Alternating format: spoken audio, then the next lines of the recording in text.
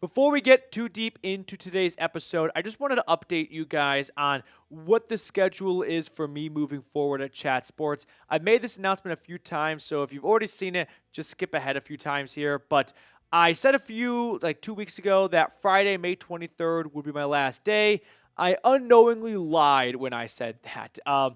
Over the past weekend, I met with my bosses and kind of like a goodbye brunch. And they proposed that when I come back from my honeymoon in the middle of June, instead of just completely leaving altogether, what if I did some at-home style videos to kind of cover the channel off until they can find a full-time replacement? It worked well for them. I thought it would work well for you guys. That way you guys continue to get Browns content.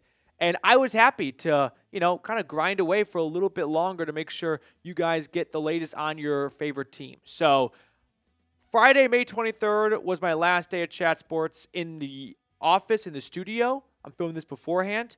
But when I come back from my honeymoon in the middle of June, I'll be filming videos for about a month on the channel from my apartment.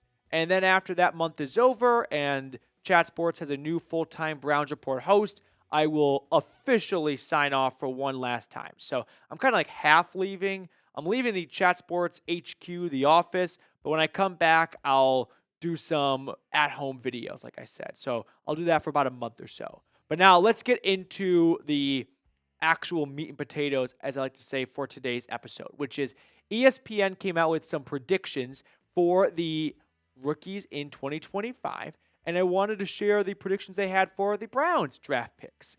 They only did offense, yeah, that's not true. They did offense and defense, but the Browns were only included in some of the offensive predictions. Mason Graham, Carson Schlesinger just did not, crack the top 5 for some of their defensive predictions. But let's look at some of the predictions they had on offense, starting at passing, where they have Cam Ward leading all rookies with 3,300 yards, 20 touchdowns, and 15 starts. Dillon Gabriel and Shedeur Sanders come in at 4 and 5. So they go ahead of players like Jalen Milroe. Anyone else? Will Howard is one name. Kyle McCord. But there were some really interesting just facts and nuggets. And we'll look at that first and then get back to Gabriel and Sanders. So Mike Clay, who wrote this, he had a very interesting just tidbit I thought you guys might enjoy. He said from 2011 to 2024, 38 of 47 first-round QBs, 81%, took over as the starter prior to Week 10. 23, 49%, started in Week 1. So 80% of the first-round picks in the last 15 years were starters by Week 10, and about half of them started Week 1. I know this does not apply to the Browns, but I thought that was kind of interesting. He also said of the 7 QBs picked in the 20 to 32 range, so for Jaxson Dart, 6 played as rookies and 4 took over before Week 5. Jordan Love was the only exception since he backed up Aaron Rodgers for 3 seasons. So that does not apply to the Browns. They did not take a quarterback in round 1, but I learned from that. I thought you guys might learn from that as well of, what the expectation is for rookie quarterbacks taken in round 1. Half of them in the last 15 years are going to start Week 1. The 80% of the other guy, or 80% total, are going to start by Week 10. So pretty successful rate for guys getting out there as a first-round pick. So now we've got Dillon Gabriel and Shedeur Sanders, who were not first-round draft picks, right? Gabriel coming in round 3, Shedeur coming in round 5.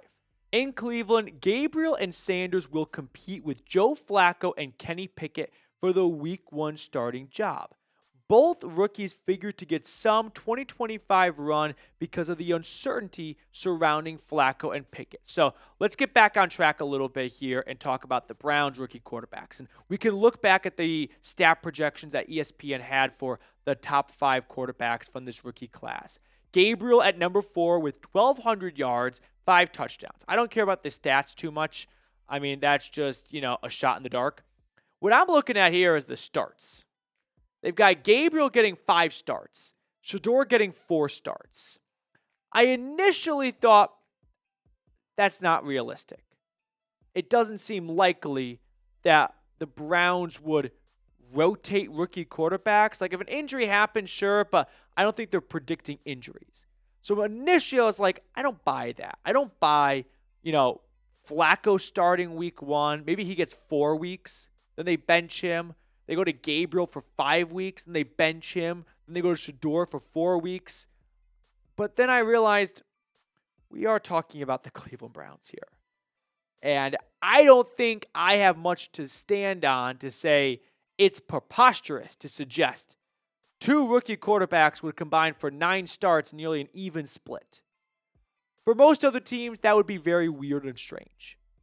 Like benching Dillon Gabriel as a rookie to go to another rookie when that other rookie couldn't even start over the first rookie, that'd be a clown show. But then I remembered who we're talking about. I'd like to believe that's no longer the case. They've got some bright minds in Berea, but I can't actually say that's unrealistic. It would actually be extremely on brand for the Browns. So I would say for most other teams, insert generic team, no, it'd be very weird to bench a rookie for another rookie. But then I remember who we're talking about. So who do you think is going to start more games in 2025? I'm going to give you my answer in a second, but let me know. Dillon Gabriel, type his jersey number 5, or Shedeur Sanders, type his jersey number 12. I'm going to say Dillon Gabriel, and here's why. Unless Kevin Stefanski does not have control over his roster, and he's like a puppet manager, like Aaron Boone, I think Dillon Gabriel was more Stefanski's pick, and Shedeur was more of like a Barry or Haslam pick. People are saying it was that Shedeur was a Barry pick. I still believe it was a Haslam pick.